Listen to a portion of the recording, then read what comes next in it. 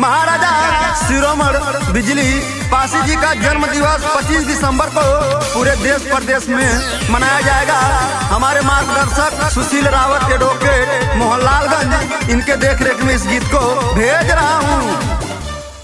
25 दिसंबर को बाहर निकलो, पूर्वजों की आवाज है, 12 किला बिजली बनाए आज भी विख्यात है, जिनका इतिहास पूरे अवध में फैला। कोई हुआ न कोई हो गया ऐसा, महाराजा बिजली पासी के जैसा। कोई हुआ न कोई हो गया ऐसा, महाराजा बिजली पासी के जैसा। जय पासी समाज। और इस गीत को बनाने में सहयोग कर रहे केशव राम पासी विधानसभा अध्यक्ष मिल्कीपुर लाखन आर्मी, सरोज कुमार राजवंशी जिला प्रेसिडेंट सीतापुर, और साथ ही साथ प्रमोद पासी जिला जौनपुर जिलाध्यक्ष लाखन आर्मी, और योगेंद्र पासी पासी जागरूकता अभियान जो हमारा हौसला बढ़ाने का काम कर रहे हैं और इस गीत को बनवाने में सहयोग कर रहे हैं। नथावन देव के लाल रहे बिजनाथी माता, जन्म 1148 का लाता। नथावन देव के लाल रहे बिजनाथी माता, जन्म 1148 का लाता।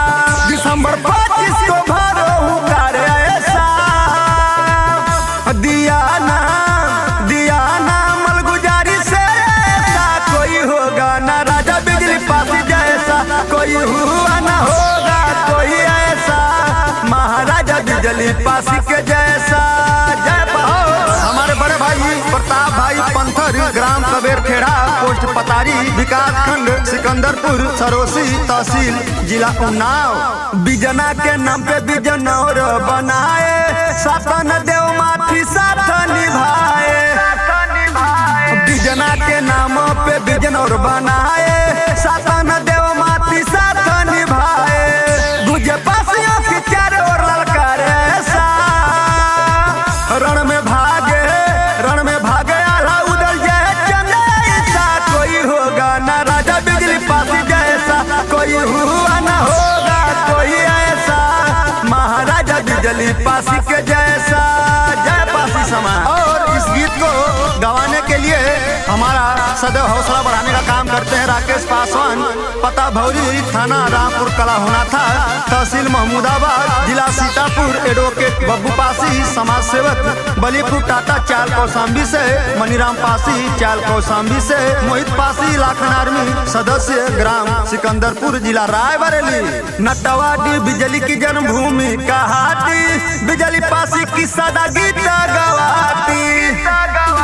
नटवाडी बिजली की जन्मभूमि कहाती, बिजली पासी की सदा गीत गवाती। गाते बिजली का खोज इतिहास ऐसा, जितेंद्र सुशील रावत प्रमोद का ऐसा। कोई होगा ना राजा बिजली पासी जैसा, कोई हुआ ना होगा कोई ऐसा, महाराजा बिजली पासी के जैसा।